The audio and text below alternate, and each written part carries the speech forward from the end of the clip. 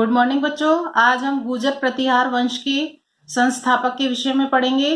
गुर्जर प्रतिहार वंश की संस्थापना नागभट्ट प्रथम ने की थी। 730-756 ईस्वी तक इन्होंने शासन किया। जालौर, अवंती और कन्नौज के ये गुर्जर प्रतिहार वंश के संस्थापक थे। उसने चावड़ों एक जाति थी, उससे भीलमाल जो जालौर में है जीतने के बाद आबुर जालौर को भी जीता और जालौर को अपनी राजधानी बनाया। अब जब राज विस्तार किया मालवा में यानी एमपी में, तो इन्होंने अवंती को भी अपनी राजधानी बनाई, अवंती यानी उज्जैन को। नागभट्ट प्रथम ने सिंध की दिशा से, सिंध यानी वर्तमान में पाकिस्तान से दिशा से बलूचों और जो अरबों ने आक्रमण किया उससे न केवल मुस्लिम आक्रमण से भारत की रक्षा की, अपितु उनके रौंदे हुए प्रदेशों पर भी पुनः अधिकार कर लिया। ग्वालियर प्रशस्ति इनके सम्मान में लिखी जाती थी। तो ग्वालियर प्रशस्ति में नागभट्ट प्रथम को मलेच्छों का दमनकारक और दीनों का उद्धारक होने के कारण नारायण की उपाधि से भी विभूषित किया गया है। नागभट्ट प्रथम के बाद गुर्जर प्रतिहार वंश के शासक क्रम से हुए हैं कुकुस्त, देवराज और वत्सराज शासक बने। वत्सराज के बाद जो प्रसिद्ध शासक हुए हैं वो है नागभट्ट द्वितीय, जिसे द्वितीय संस्थापक कहा जाता है, जिनका राज था 795 से 833 ईस्वी तक। इसने अपने पराक्रम से गुर्जर प्रतिहार वंश की खोई हुई प्रतिष्ठा को पुनः स्थापित कर चरम पर पहुंचा दिया। गुर्जर प्रतिहार वंश, पाल वंश और राष्ट्रकूट वंश में कन्नौज, जो एमपी में कन्नौज को लेकर के त्रिकोणीय संघर्ष हुआ तीनों में, क्योंकि जो कन्नौज का शासक था वो धर्मपाल का, जो पाल वंश के धर्मपाल है उसका आश्रित था और गुर्जर प्रतिहार भी कन्नौज को लेना चाहते थे और इसी में त्रिकोणीय संघर्ष हुआ। प्रारंभ में नागभट्ट सेकंड यानी द्वितीय राष्ट्रकूट वंश के साथ संघर्ष में पराजित हुए थे, परंतु बाद में राष्ट्रकूट नरेश गोविंद तृतीय की घरेलू परिस्थितियों से उन्होंने लाभ उठाते हुए कन्नौज नरेश चक्रा युद्ध को पराजित करके कन्नौज पर अधिकार कर लिया और कन्नौज को गुर्जर प्रतिहारों की नई राजधानी बना ली। कन्नौज का जो शासक चक्रायुद्ध था वो बंगाल के शासक धर्मपाल का आश्रित था, अतः धर्मपाल ने नागभट्ट से युद्ध प्रारंभ कर दिया। मुंगेर युद्ध में नागभट्ट विजयी रहा और धर्मपाल बंगाल भाग गया। अपनी विजयों के फलस्वरूप नागभट्ट द्वितीय उत्तर भारत का सबसे शक्तिशाली शासक बन गया और इस उपलक्ष्य में उसने परम भट्टारक महाराजाधिराज परमेश्वर की उपाधि धारण की। चंद्रप्रभा सूरी का एक ग्रंथ है प्रभावक चरित्र के अनुसार नागभट्ट द्वितीय ने 833 ईस्वी में गंगा में डूबकर आत्महत्या कर ली।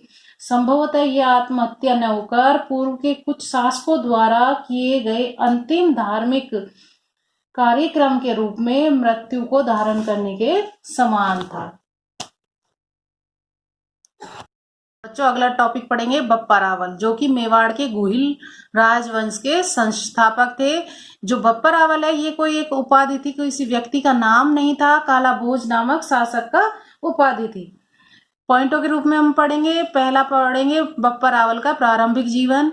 ये हारित ऋषि की गाय चराते थे। मोहन नैन्सी की ख्यात के अनुसार ये हारित ऋषि की गाय चराते थे और बप्पा की सेवा से प्रश्न होकर हारित ऋषि ने महादेव से इनको चित्तौड़ का राज, मेवाड़ का राज इनसे मांग लिया था।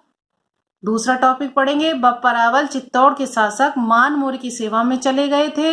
तीसरे में पढ़ेंगे विदेशी आक्रमणकारी से मुकाबला। जब ये शासक मानमोरी की सेवा में चले गए तो उसी समय विदेशी आक्रमणकारी मुस्लिमों ने आक्रमण कर दिया। राजा मानमोरी ने सामंतों से मुकाबला करने के लिए कहा, लेकिन किसी भी सामंत ने इस चुनौती को स्वीकार नहीं किया। बप्पा रावल ने चुनौती को स्वीकार किया और जो विदेशी आक्रमणकारी थे उनको पीछा करते हुए गजनी तक पहुंच गए और उनको पराजित कर दिया और गजनी का सिंहासन पर सलीम को हरा करके वहां पर अपने भांजे को नियुक्त कर दिया। चौथा पॉइंट पढ़ेंगे चित्तौड़ पर अधिकार कर लेना। ये 734 ईस्वी की घटना है। राजा मान और सामंतों के बीच तनाव पैदा हो गए और सामंतों ने बप्पा को शासक बनने के लिए राजी कर लिया और चित्तौड़ पर बप्पा रावल ने अधिकार कर लिया। पांचवा टॉपिक पढ़ेंगे खुरासन पर आक्रमण। बप्पा ने खुरासन पर आक्रमण कर अधिकार कर लिया और वहीं उनकी मृत्यु हो गई, लेकिन बप्पा का इतिहासकार ओझा के अनुसार बप्पा का देहांत नागदा में हुआ और वहीं पर उनकी समाधि है। बप्पा रावल ने छठा टॉपिक पढ़ेंगे, सोने के सिक्के प्रचलित करवाए, जो कि 115 ग्रेन के उसके सिक्के के दोनों तरफ कामधेनु, बछड़ा, शिवलिंग, नंदी, दंडवत करता हुआ पुरुष, नदी, मछली, त्रिशूल आदि का अंकन है। बप्पा रावल कुशल सेनापति थे। इतिहासकार सीवी वैद ने उनकी तुलना चार्ल्स मार्टेल से की है। जिस प्रकार चार्ल्स मार्टेल ने विदेशी शासकों को पराजित किया था, ऐसे ही बप्पा रावल की तुलना सीवी वैद ने किससे की है? चार्ल्स मार्टेल से। तो ये बच्चे छोटे प्रश्नों में आ सकता है। अब हम पढ़ेंगे बप्पा की उपाधि। बप्पा रावल को 3 उपाधियां मिली हुई थी, 3 उपाधि धारण की थी, हिंदू सूर्य, राजगुरु और चकवे।